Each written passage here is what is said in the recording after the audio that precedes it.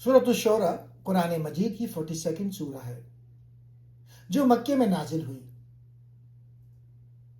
محمد اسد نے اپنی تفسیر دی میسج آف دا قرآن میں اس سورہ کے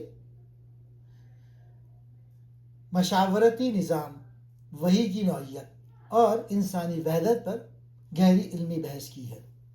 پہلا نقطہ، وحی کا ایک ہی سرچشمہ۔ محمد اسد بتاتے ہیں کہ اللہ تعالیٰ نے حضور صلی اللہ علیہ وآلہ وسلم کی طرف اسی طرح وحی بھیجی جیسے آپ سے پہلے کے انبیاء پر بھیجی تھی۔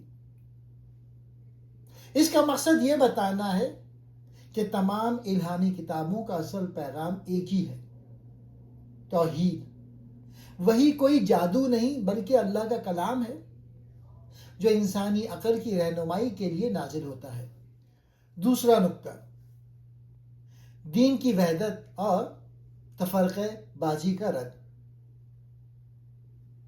محمد اسد اس بات پہ زور دیتے ہیں کہ اللہ نے تمام انبیاء نوح، ابراہیم، موسیٰ، عیسیٰ اور محمد صلی اللہ علیہ وآلہ وسلم کو ایک ہی دین قائم کرنے کا حکم دیا تھا۔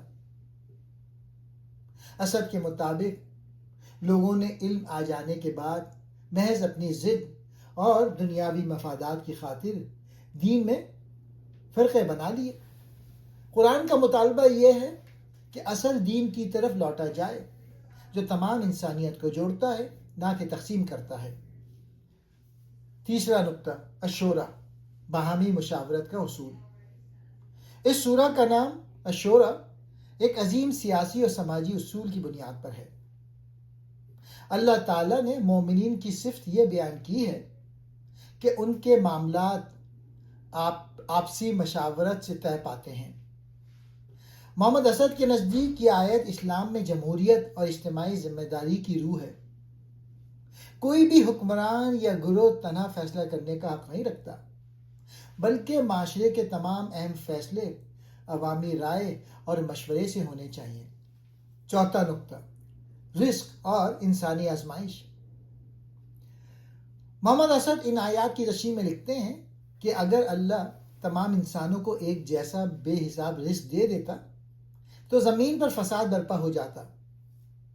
اللہ اپنی حکمت کے مطابق رزق تقسیم کرتا ہے تاکہ انسان ایک دوسرے کے محتاج رہیں اور معاشرتی توازن برقرار رہے۔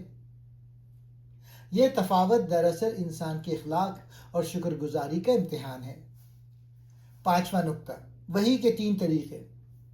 سورہ کے آخر میں اللہ تعالیٰ نے انسان سے کلام کرنے کے 3 طریقے بیان کیے ہیں۔ وحی، براہ راست دل میں بات ڈال دینا حجاب کے پیچھے سے، جیسے حضرت موسیٰ علیہ السلام سے کلام ہوا۔ فرشتے کے ذریعے، جیسے حضرت جبرائیل علیہ السلام وحی لے کر آئے۔ محمد اسد واضح کرتے ہیں کہ وحی کا یہ عمل انسانی ادراک سے بلند ہے، لیکن اس کا اثر انسانی تاریخ کو بدل کر رکھ دیتا ہے۔ سورہ کا خلاصہ۔ محمد اسد کی تشریح کے مطابق یہ سورہ ہمیں 2 بڑے سبق دیتی ہے۔ پہلے یہ کہ تمام سچے مذاہب کی بنیاد ایک ہے، اس لیے فرقہ واریت سے بچنا چاہیے۔ دوسرا یہ کہ اسلامی معاشرے کی بقا مشاورت اور عدل میں پوشیدہ ہے۔